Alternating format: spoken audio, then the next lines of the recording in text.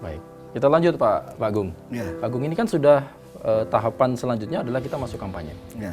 Pak Agung, ini kalau masa kampanye ini dari tanggal berapa kalau sesuai dengan aturan yang ada? Kalau berdasarkan PKPU itu tentu dimulai tanggal 25 ya. 25 September ini sampai 23 bulan November nanti.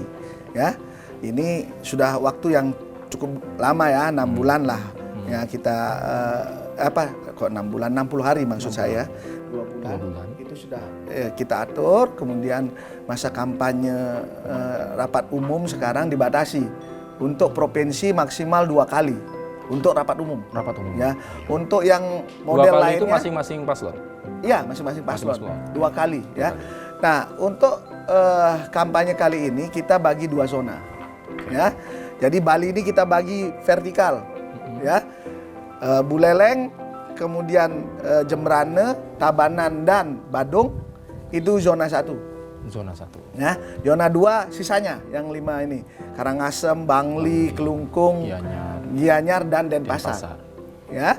Jadi kita bagi 2, setiap paslon akan bergantian di zona itu. Jadi setiap hari kampanye. Jadi kita tidak satu hari ini terus besok ini. Jadi dua-duanya bisa berkampanye. Jadi efektif 60 hari efektif dipakai semua. Pak. Ya, kecuali Galungan, Kuningan. Hari raya tadi sepakatan. Ya. Dan terakhir di tanggal 23 kita akan bikin setengah hari. Setengah harinya kita undang pasangan calon untuk penutupan kampanye damai. Ya. Untuk berdoa bersama pemilu damai. Ya, jadi nanti dari semua agama ya, semua pemuka-pemuka agama akan melakukan doa bersama ya.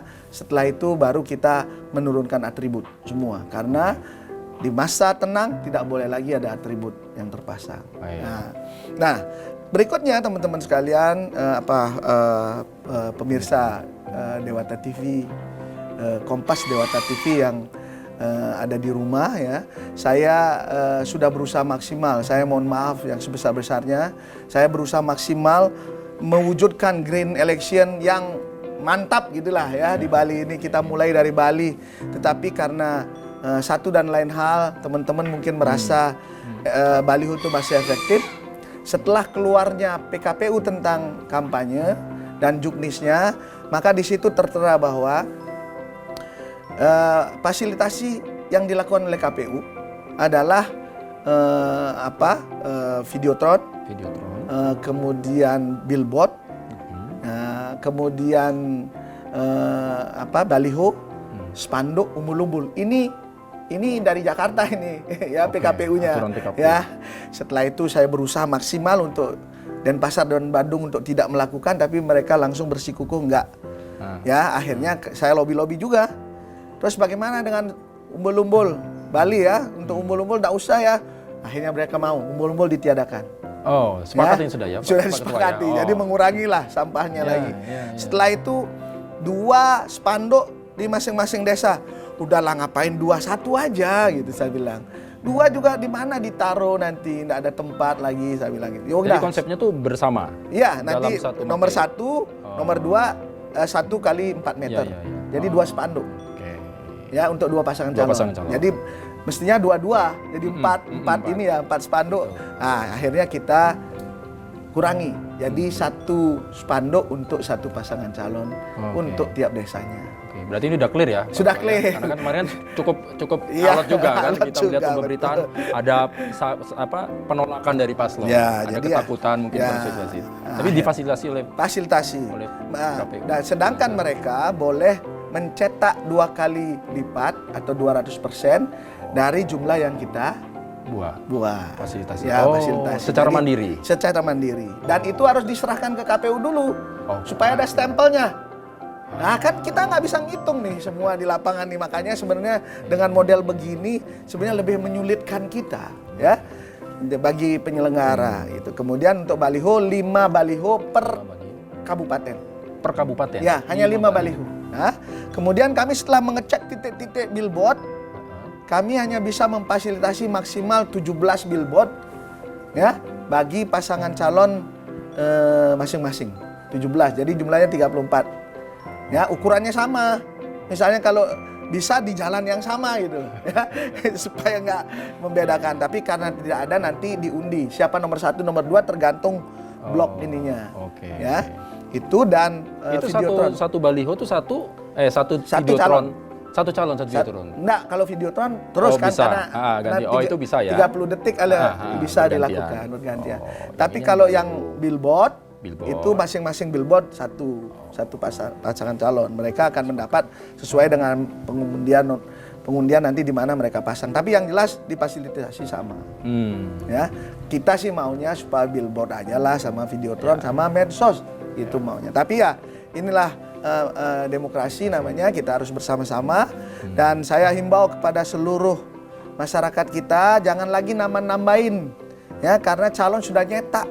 Karena kalau nambahin kami akan turunkan ya mekanismenya sekarang, Mas Bambang. Jadi kita lakukan mempercepat proses. Sekarang mekanisme PKPU-nya, juknisnya itu, begitu ada aduan masyarakat atau temuan dari Bawaslu direkomendasikan untuk diturunkan, maka mereka memerintahkan KPU untuk menurunkan.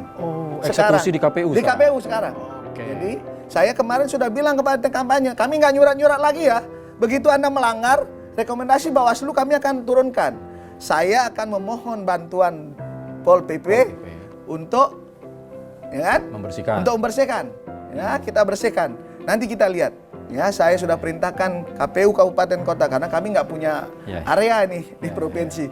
Begitu ada yang melanggar, kita lakukan. Tapi tolong disadari bahwa Bali ini luas. Nggak bisa, ini masih ada ini ya. Artinya kita punya proses.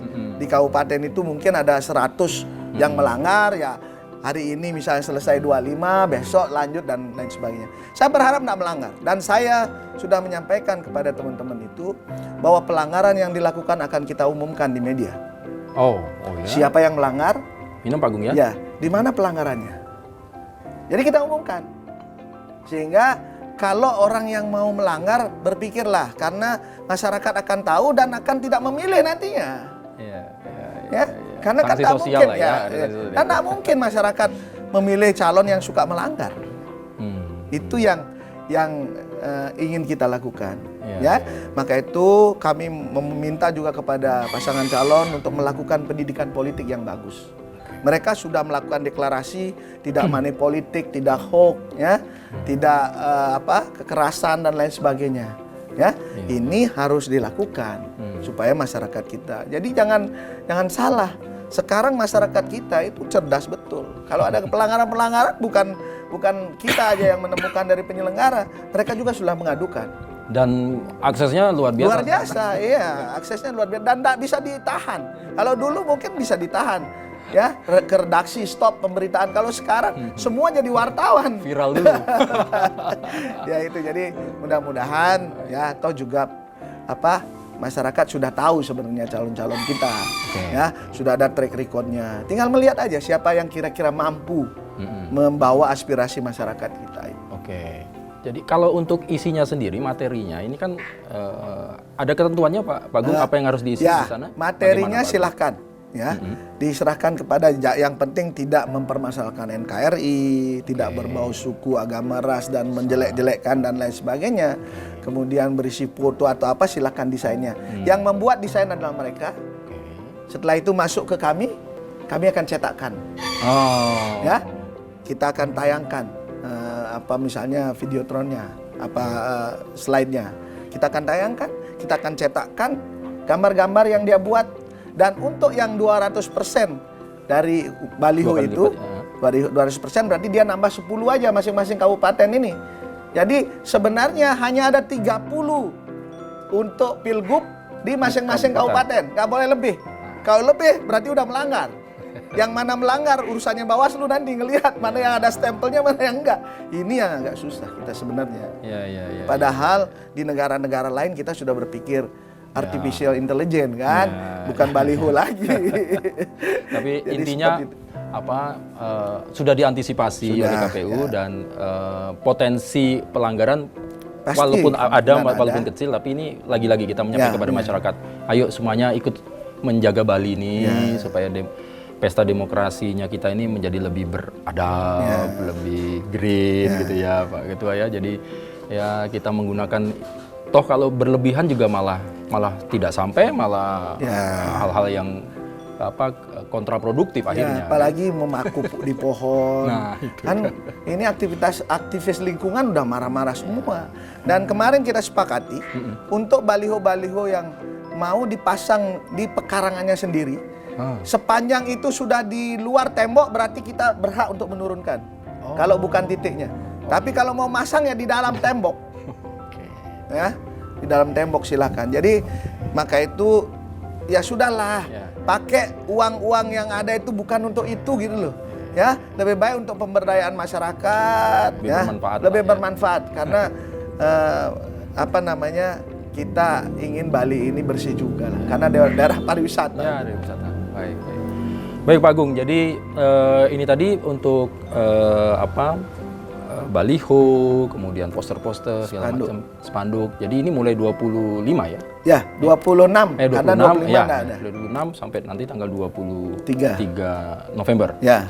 Itu rangkaian. Kemudian ada lagi nih kan sosialisasi yang lain, kampanye yang bentuk yang lain gitu ya. Nah, nanti Pak Agung kita akan membahas tentang itu. Bagaimana ini juga banyak masyarakat bertanya. Masih pengerahan massal tidak? Masih ada debat tidak? Nah, gitu Pak Agung ya. Baik, saudara jangan kemana-mana. Nanti kita lanjutkan, kita mengerucut lagi ada masa kampanye apalagi yang akan dilakukan oleh paslon supaya visi dan misi dari para calon pemimpin ini betul-betul nyampe ke masyarakat dan tidak melanggar aturan. Tetap bersama saya dan Ketua KPU Bali. Kita lanjutkan Sapa Redaksi On Location setelah yang satu ini.